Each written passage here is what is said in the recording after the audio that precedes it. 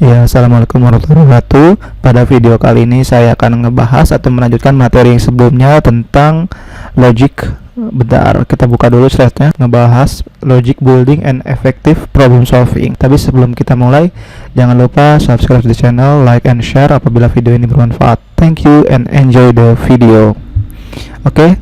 Nah, hasil output yang kalian akan dapatkan dalam pembelajaran yang kali ini saya bahas adalah bakal mengetahui cara menyelesaikan masalah menggunakan flowchart, dan kedua adalah bagaimana cara flowchart itu mempresentasikan untuk pengambilan keputusan dan juga proses dari perulangan gitu. Selain itu objektifnya pada chapter ini ya, chapter 6. Nah, pertama itu adalah aturan dalam menulis flowchart atau menggambar flowchart.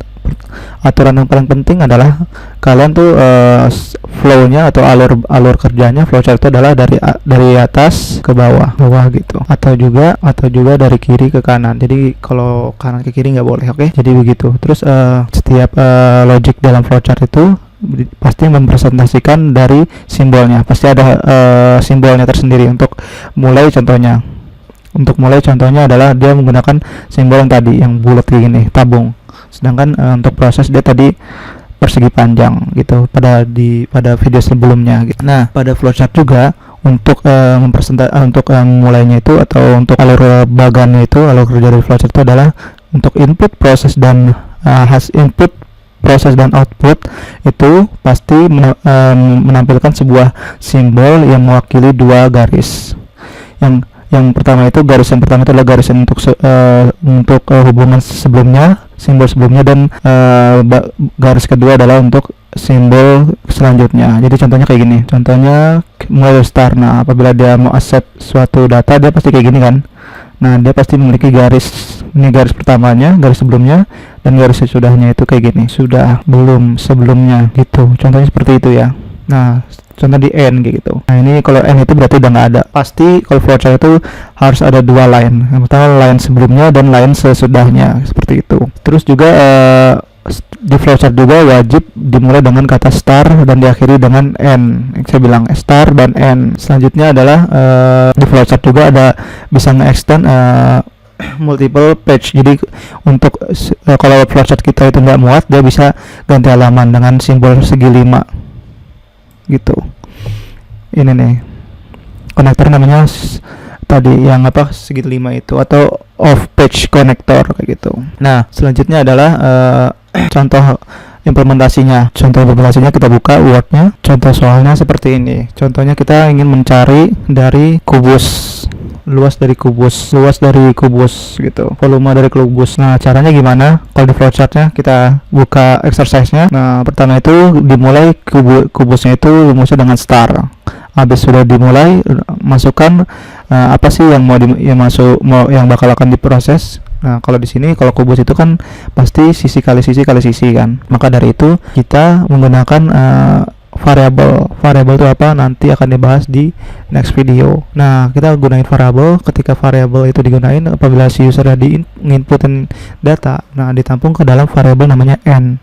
Apabila sudah ditampung ke dalam variabel n, selanjutnya adalah diproses. Nah, proses itu dia menggunakan simbol persegi panjang, sedangkan untuk input itu dia menggunakan jajar genjang. Sedangkan untuk star itu menggunakan simbol terminator atau tabung ini. Nah, di proses tadi balik lagi di proses di persegi panjang ini, maka kita akan menghitung rumus dari luasnya itu atau volumenya dari kubus itu, yaitu dengan cara saya membuat satu variabel lagi namanya kub. Nah, sama dengan n kali n seperti itu. Apabila sudah diproses, ketika user itu inputin 5, maka kub ini yang jalan 5 kali 5 kali 5 berapa. Apabila dia berhasil diinputkan, maka hasilnya adalah luas dari kubus tersebut atau volume dari kubus tersebut, yaitu 125. Seperti itu. Apabila sudah sesuai hasil yang diinginkan, maka jangan lupa di end atau diberhentikan program atau alur kerja atau flowchart-nya. Seperti itu. Itu contoh dari implementasi flowchart yang menggunakan standar flowchart kayak gitu, tanpa ada kondisi ataupun perulangan di situ. Oke, semoga dapat mengerti dari contoh soal ini. Lanjut ke slide selanjutnya. Pada slide selanjutnya adalah kita akan merepresentasikan decision atau pengambilan keputusan dan proses perulangan dalam flowchart. Itu gimana sih? Nah, kadang-kadang Anda perlu memeriksa kondisi tertentu untuk memutuskan tindakan lebih lanjut. Nah, dan juga Anda sering perlu melakukan banyak tugas beberapa kali dan berulang-ulang. Nah, di flowchart ini dapat menerima kondisi dan juga dapat melakukan proses perulangan.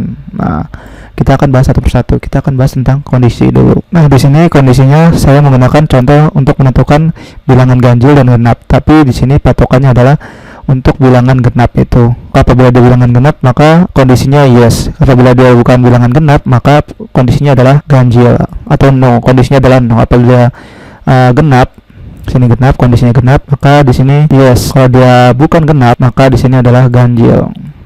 Genap itu apa sih? Nah, contohnya yang dicari itu atau nilai n itu adalah genap, maka yes-nya adalah genap. Sedangkan apabila n itu bukan genap, rumus genap, maka dia langsung ke ganjil kayak gitu. Baru di sini di n-in atau di display. Ini udah no, ini udah display, habis display itu langsung n. Di sini juga display, habis itu dia ke n kayak gitu. Nah, contoh seperti ini. Kita buka. Yang saya bisa bilang dia pasti usernya itu dimulai dari start, habis itu user itu akan menginputkan data ditampung ke dalam variabel namanya number.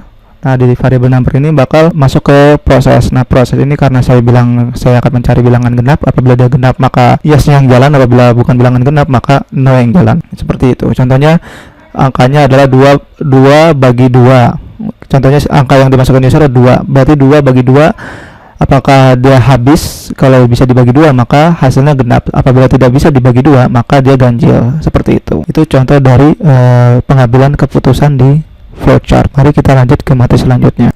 Nah, aplikasi untuk membuat flowchart di sini saya menggunakan Raptor kayak gitu.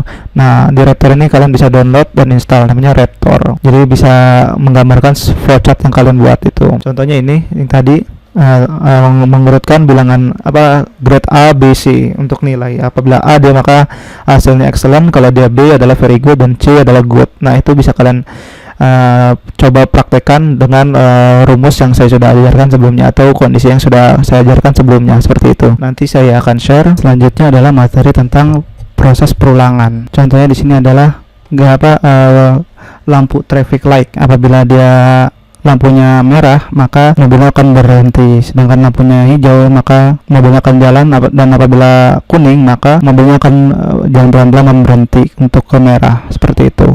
Sedangkan contohnya seperti ini. Nah, contoh seperti ini. Apabila lampunya merah, maka mobilnya akan berhenti. Dan apabila lampunya itu sudah mulai hijau dan lampunya merah itu berhenti, lampu merah itu udah hilang, maka mobilnya akan berjalan kembali dan akan diproses lampu hijaunya itu selama 1 menit. Di lampu merah juga 1 menit, dan untuk lampu kuningnya apabila lampu hijaunya sudah 60 detik atau 1 menit, maka dia ganti ke lampu kuning. Dan ketika lampu kuningnya hidup, maka lampu hijaunya mati dan lampu kuning itu akan bertahan selama 5 detik dan akan menjadi merah. Lampu kuning akan mati dan menjadi lampu merah kembali. Nah, ini proses seperti ini adalah proses perulangan dalam flowchart. Seperti itu contohnya ya. Semoga dapat dimengerti. Gambarannya seperti ini. Apabila hijau, maka lampunya atau kendaraannya atau mobilnya akan jalan, dan lampu merah yang T2 ini atau orang ini akan berhenti. Seperti itu contohnya. Itu adalah proses dari perulangan di flowchart. Nah, untuk materi